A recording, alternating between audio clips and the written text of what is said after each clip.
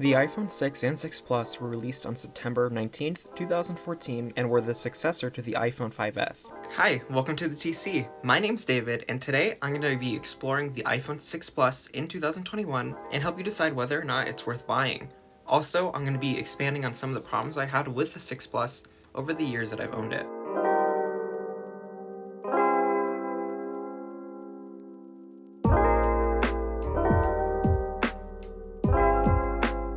As per usual, I first wanted to discuss the design of the iPhone 6 Plus. This was the first iPhone to dramatically increase the size of the phone from the 5S having a 4-inch screen to the 6 Plus having a 5.5-inch screen. In fact, the whole size of the phone is as big as my iPhone 11 Pro Max, just with these thick bezels instead of a full screen.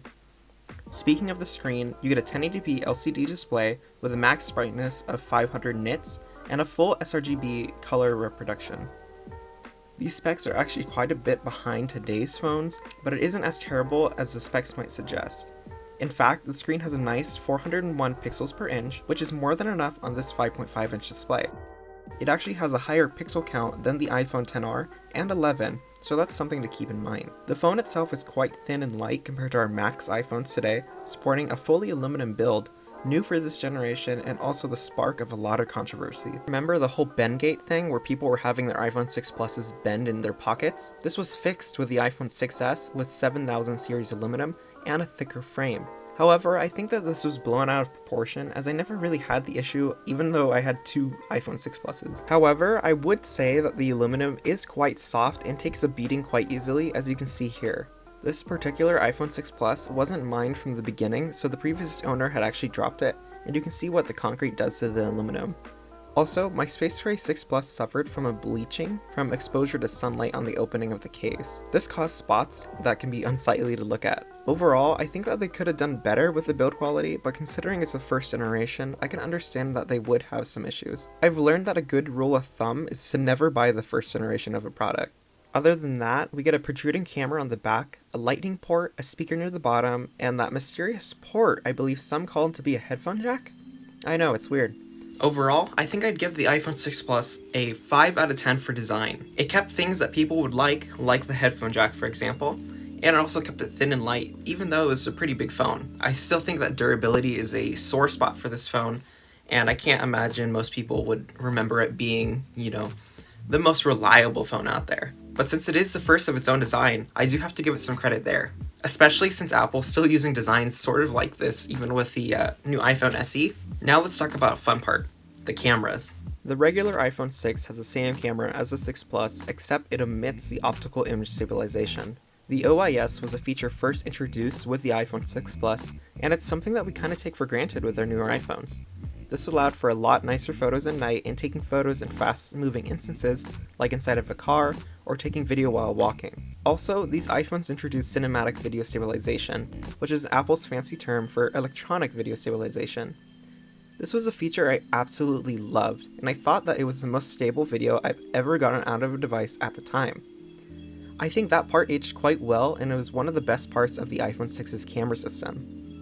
Just to give you guys the rundown, the iPhone 6 Plus has an 8 megapixel shooter on the back with an f2.2 aperture and a 1.2 megapixel selfie shooter.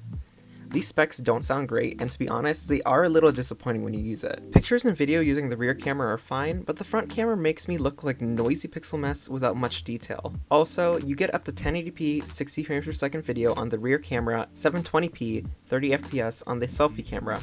There's also options for slow motion at 720p at 240 or 120 fps on the rear camera only. I'll go ahead and put up some examples for video and photos for you guys to get a look at.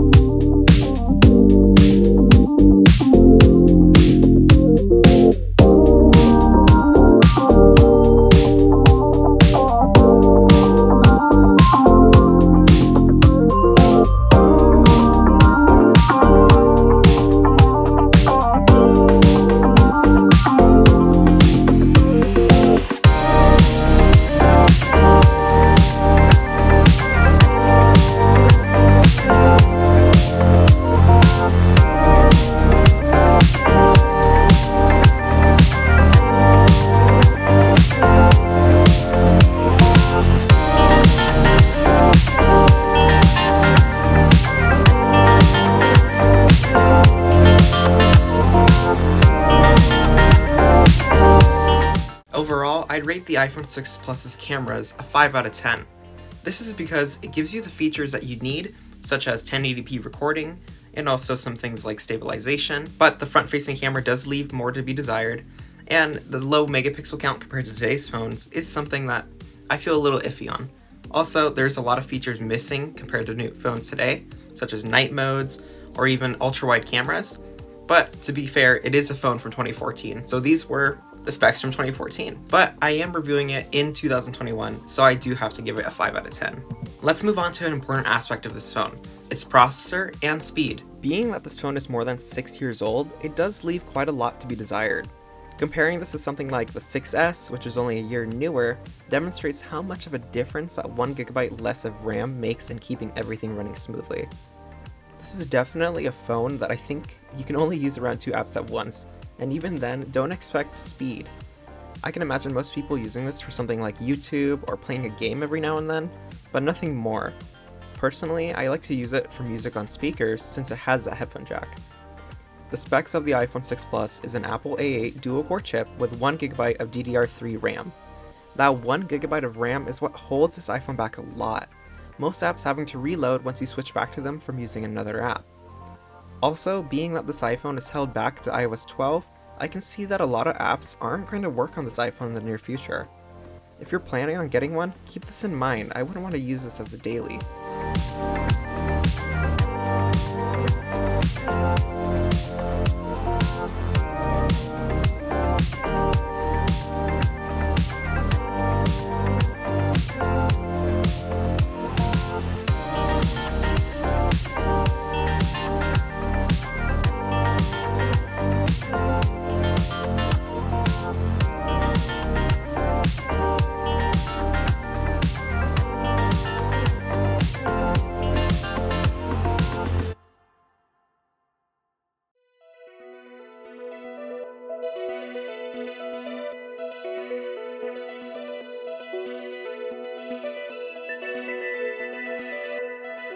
Taking this all into consideration, I'd have to give the iPhone 6 Plus a 3 out of 10 for the processor and speed.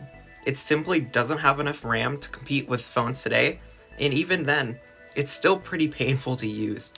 I wouldn't want to use this on a daily basis for sure. Not only that, but the software is now 2 years behind. Being stuck on iOS 12 is okay for this phone because it performs it alright, but I mean, apps are not going to be supported for that much longer. I'd say when iOS 15 or even 16 comes around, you can basically say goodbye to support for a lot of apps for this iPhone. Now let's talk about the speakers and the microphone on the iPhone 6 Plus. Then the microphones. We have one on the bottom and one on the rear by the camera. They record in mono audio, and I'll give you an example of its audio quality as well.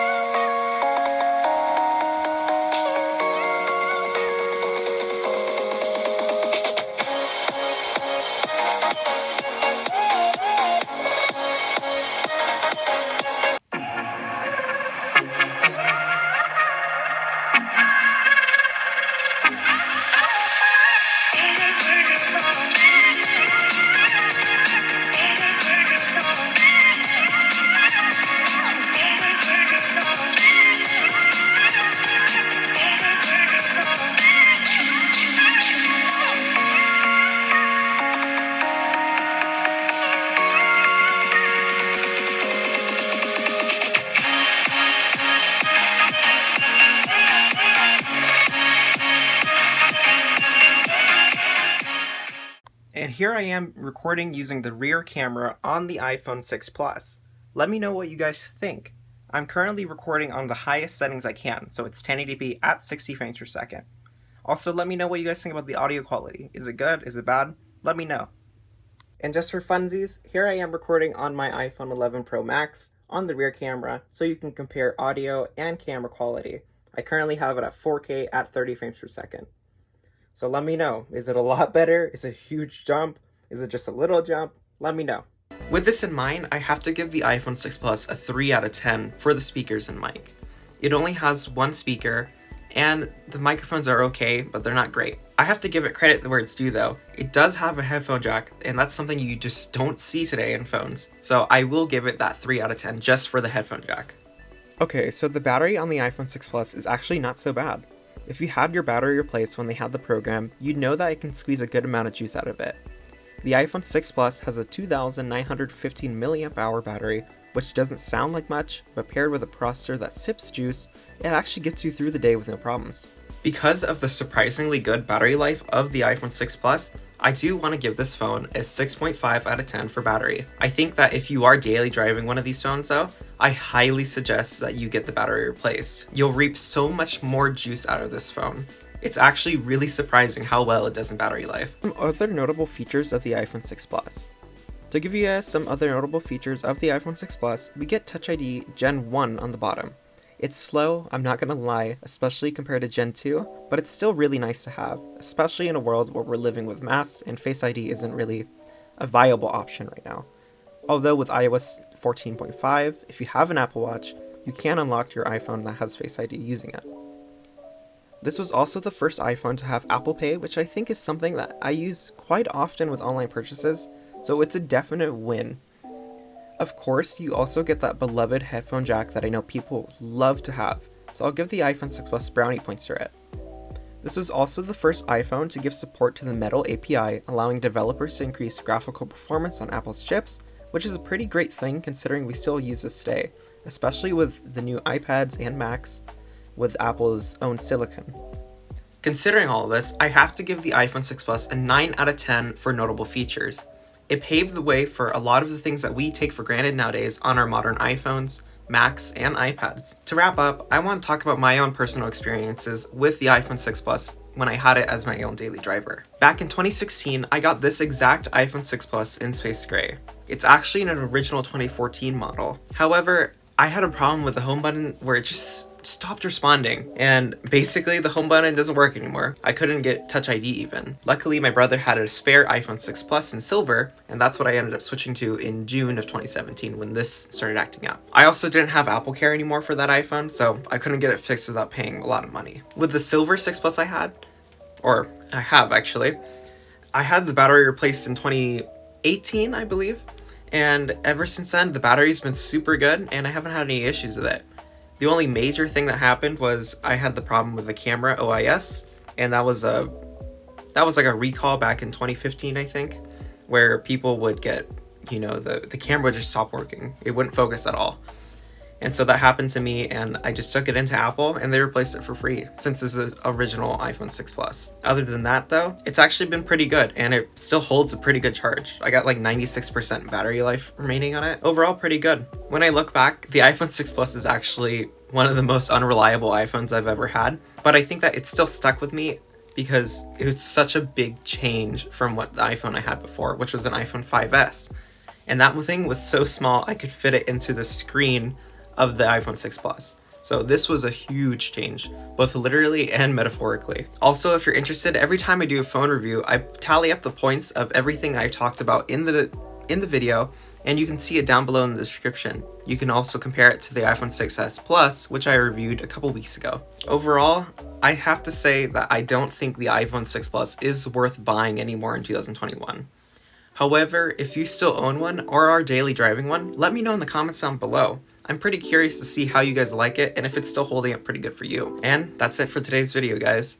If you liked what you saw, you can leave a like down below and subscribe to see more content just like this. Thanks for watching.